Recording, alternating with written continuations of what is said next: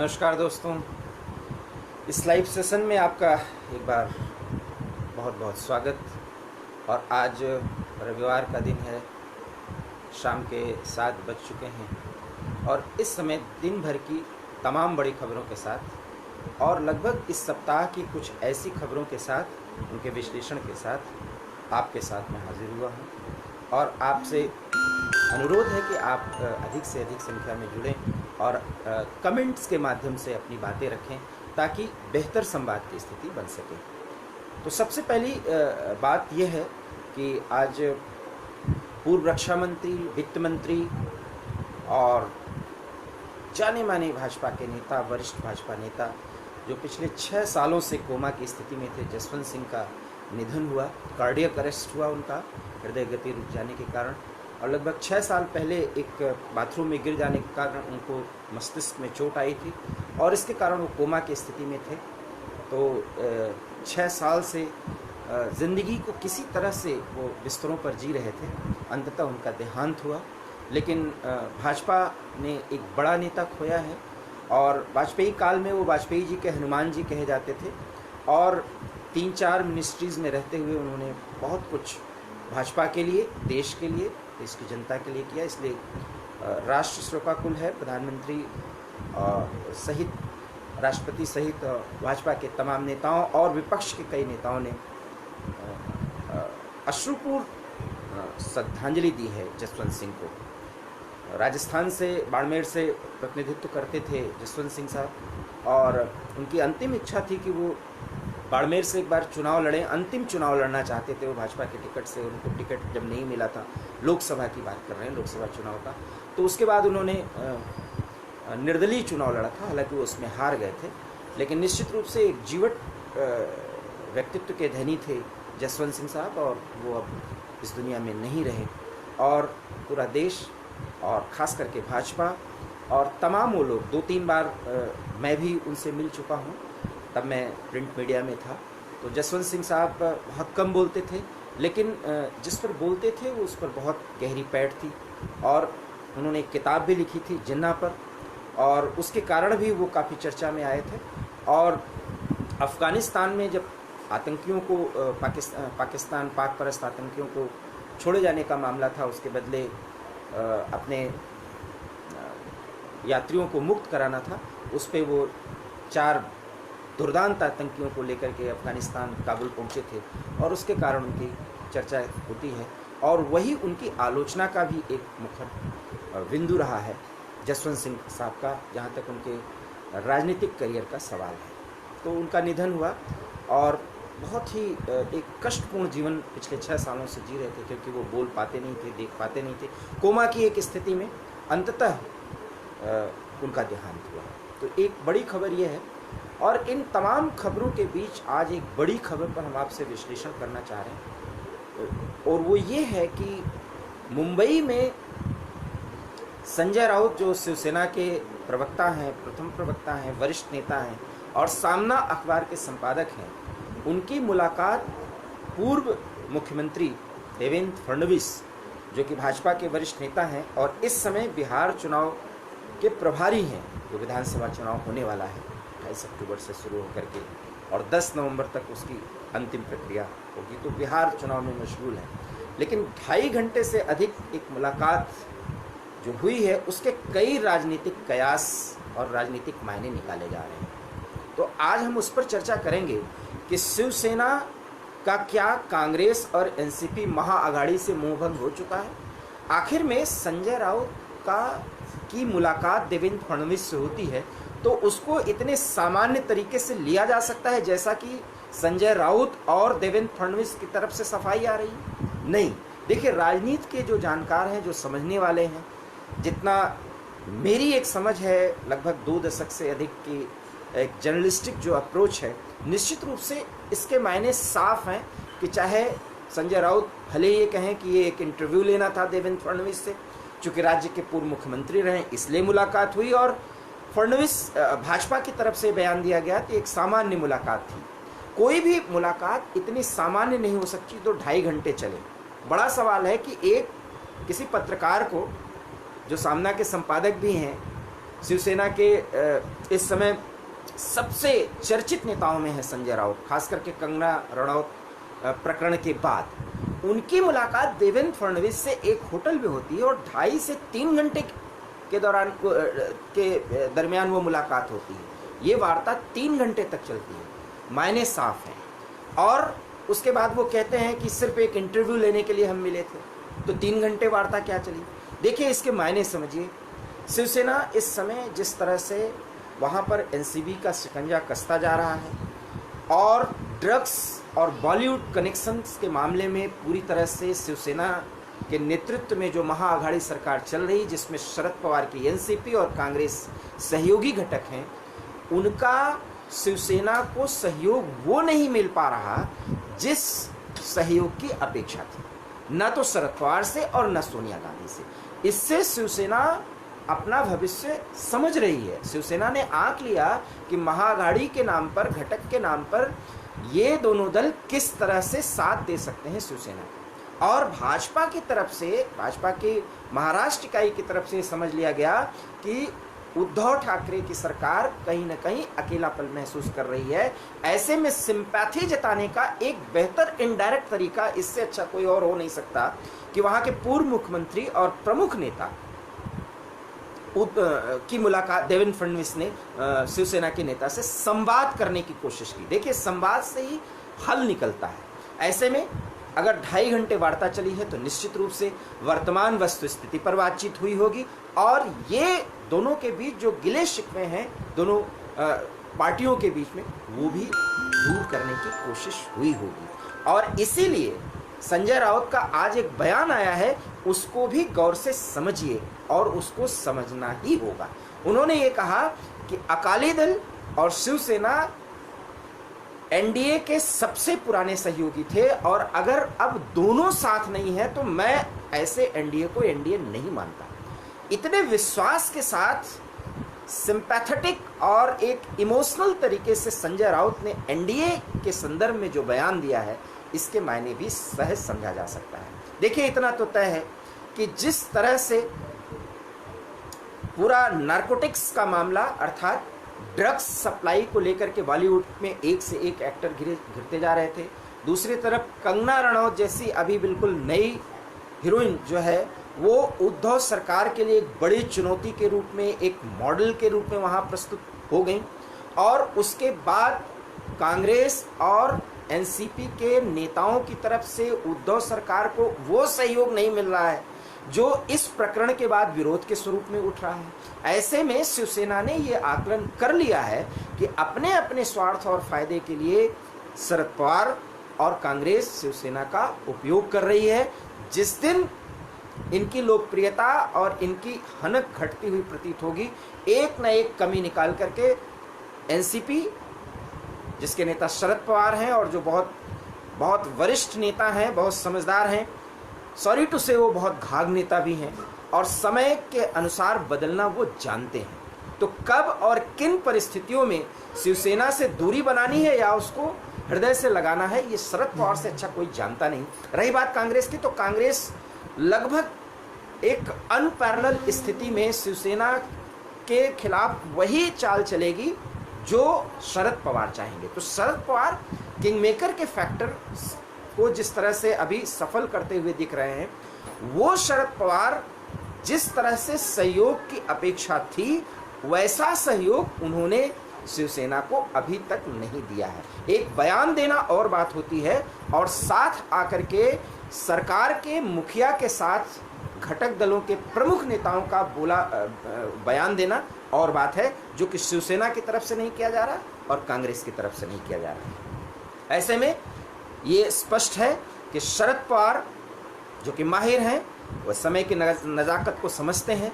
बॉलीवुड में जिस तरह से पूरा ड्रग्स मामला एक चर्चा में आया है और ड्रग्स कंट्रोलर से लेकर के पैडलर्स और उसके जो सारे कर्ता धर्ता हैं, उनके गिरेबान पर जिस तरह से एनसीबी की जो पंजे हैं जितने नज़दीक पहुंच रहे हैं, ऐसे में महाअघाड़ी में एक बेचैनी बढ़ रही है और उस बेचैनी के फलस्वरूप जो अलोकप्रियता की स्थिति आ रही है, जो नाराजगी की स्थिति बन रही है, उसके केंद्र तो उद्धव ठाकरे बन रहे हैं और कांग्रेस और एनसीपी दूर से उसको मजा लेते हुए दिख रहे हैं, जबकि वो सत्ता का सुख भोग रहे हैं।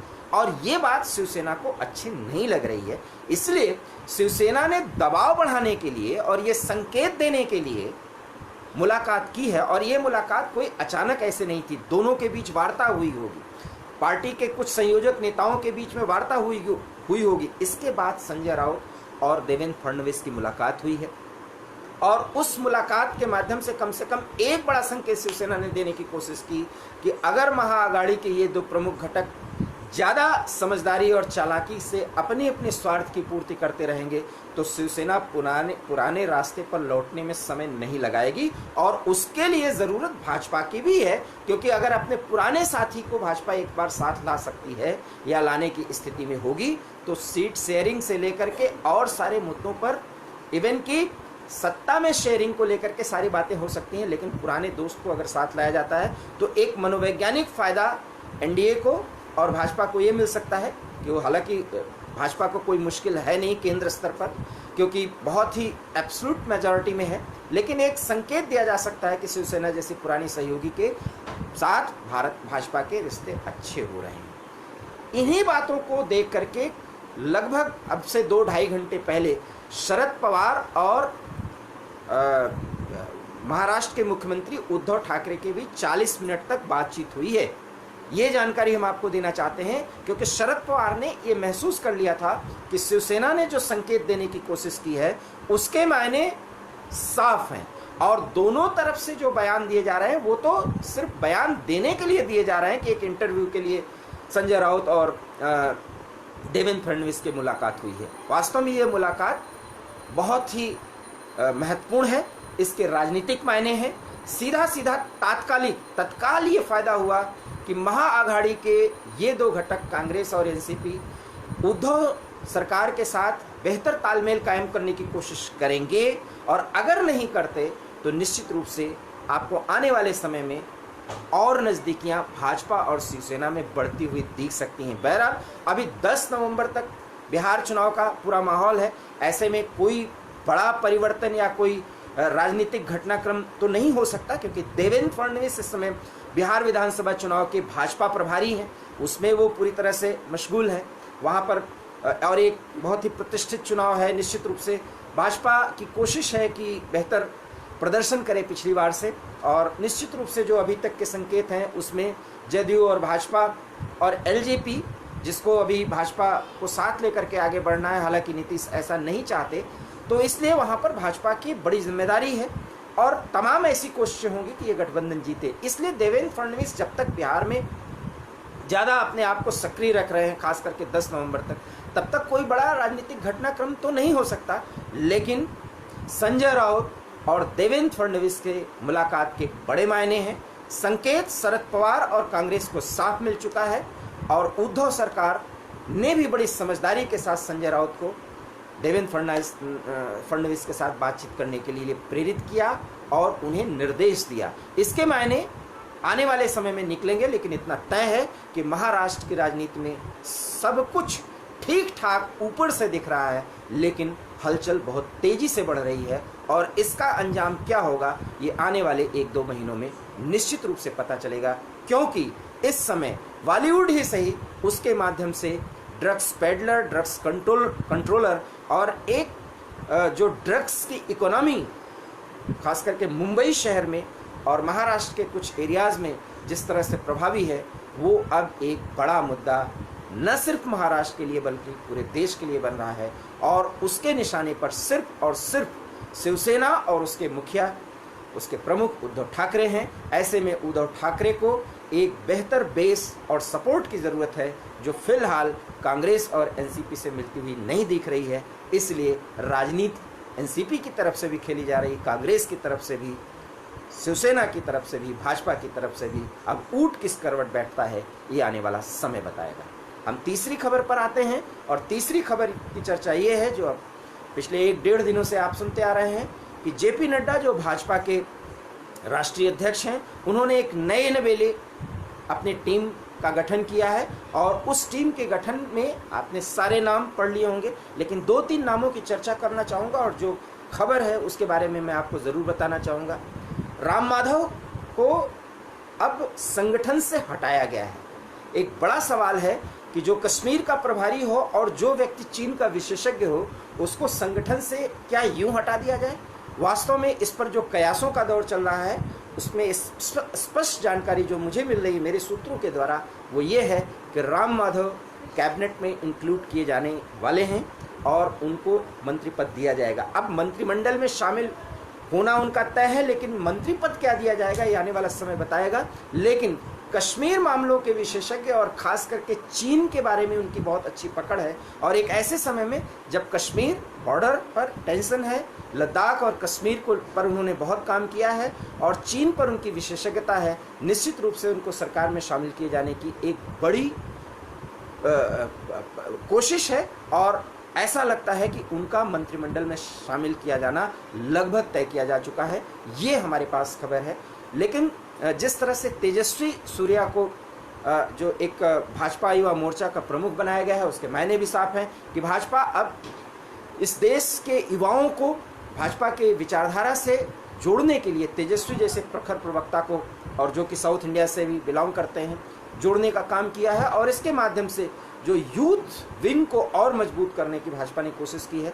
एक बड़ी बात निकलती है कि श्याम जाजू को भी अभी संगठन से हटाया गया है। संगठन में वो बहुत प्रभावशाली और बहुत लोकप्रिय नेता रहे हैं। अब श्याम जाजू का मंत्रिमंडल में शामिल किया जाना है या उनको और किसी काम में लगाया जाना है, बंगाल के चुनाव के संदर्भ में उनकी क्या भूमिका हो सकती है, या कुछ और संगठन में उनको दिया जाएगा, अभी आने वाला समय बताएगा। लेकिन इतना तय है कि जेपी नड्डा ने जिस नई टीम का ऐलान किया है और प्रधानमंत्री ने जिस पर शुभकामनाएं दी हैं नड्डा को, पहली बार अमित शाह का जो एक दायरा था, जो एक घेरा था, खास करके संगठन स्तर पर, उस पे भी अब नड्डा का प्रभाव प्रभावी हो चुका है और नड्डा उस घेरे से बाहर निकल गए हैं जब उन्होंने अपने कार्यकारिणी की घोषणा की है। नई कार्यकारिणी में यूथ और अनुभवी लोगों का एक बेहतर तालमेल है और इसके माध्यम से नई चुनौतियों का सामना संगठन बेहतर तरीके से कर सकेगी। और निश्चित रूप से इसमें प्रधानमंत्री से भी एक पीएमओ से भी बेहतर तालमेल बनाने की कोशिश की गई है, क्योंकि सरकार और संगठन के बेहतर तालमेल के साथ ही कोई पार्टी जो है वो बेहतर काम कर सकती है और जनता के बीच में उसकी एक इमेज बन सकती है। शायद संगठन के पुनर्गठन के संदर्भ में जेपी नड्डा ने इस बात को ध्यान में दिया है। तो अमित शाह का जो एक प्रभाव था, पहली बार अब ये स्पष्ट होगा कि अब जेपी नड्डा का युग शुरू होगा और उनके नेतृत्व में संगठन किस तरह से आगे बढ़ता है और किस तरह से नई चुनौतियों का सामना करते हुए पार्टी को मजबूत बनाते हैं जेपी नड्डा, ये देखना होगा। इन्हीं तमाम बड़ी खबरों के साथ हम आपसे अभी रूबरू हुए। आशा ही नहीं, पूर्ण विश्वास है कि आपको ये विश्लेषण पसंद आया होगा। इसमें हमने कुछ नई जानकारी दी और जानकारी में ये है कि शिवसेना के प्रथम प्रवक्ता, प्रधान प्रवक्ता संजय राउत और पूर्व मुख्यमंत्री देवेंद्र फडणवीस की मुलाकात सामान्य नहीं है। इसके मायने हैं, बात जरूर निकली है, ये दूर तक जाएगी। और दूसरा, जेपी नड्डा का जो नया कार्यकारिणी का जो स्वरूप है, इसमें भी बहुत कुछ संकेत है और संकेत है कि नई चुनौतियों के साथ नए व्यक्ति के देखरेख में, अर्थात उसके मुखिया के देखरेख में एक नई टीम काम करने जा रही है। अब अमित शाह का वो दौर जिसमें अभी तक नड्डा चल रहे थे, उससे एक तरह से मुक्त हुए हैं। निश्चित रूप से उनके सामने चुनौतियां भी ज़्यादा हैं, क्योंकि कृषक बिल और इन तमाम बिलों को लेकर के इस समय कई ऐसे सवाल प्रधानमंत्री के ऊपर, भाजपा के ऊपर उठाए जा रहे हैं। एनडीए भी सकते में है, एनडीए के घटक दल के एक प्रमुख और सबसे पुराने सहयोगी, हालांकि उसका कोई महत्व नहीं, अर्थ नहीं है, लेकिन सिंबॉलिक महत्व जरूर है। उन्होंने साथ छोड़ दिया। मैं बात अकाली दल की कर रहा हूँ। ऐसे में शिवसेना के प्रवक्ता संजय राउत की तरफ से ये बयान दिया जाना कि बिना अकाली और शिवसेना के एनडीए का कोई मतलब ही नहीं है, बड़े मायने हैं। और इन्हीं मायनों में राजनीति की आगे की लहर और आगे की धारा निश्चित रूप से तय होगी इन तमाम चुनौतियों के दौर में। फिलहाल हमें इस विश्लेषण के साथ दीजिए इजाज़त। अगर आपको हमारा ये पूरा व्यू पसंद आया हो तो प्लीज़ इसे लाइक करिए, शेयर करिए और हमारे YouTube channel heart talk India पर जाकर उसको सब्सक्राइब करिए। बहुत बहुत धन्यवाद। नमस्कार।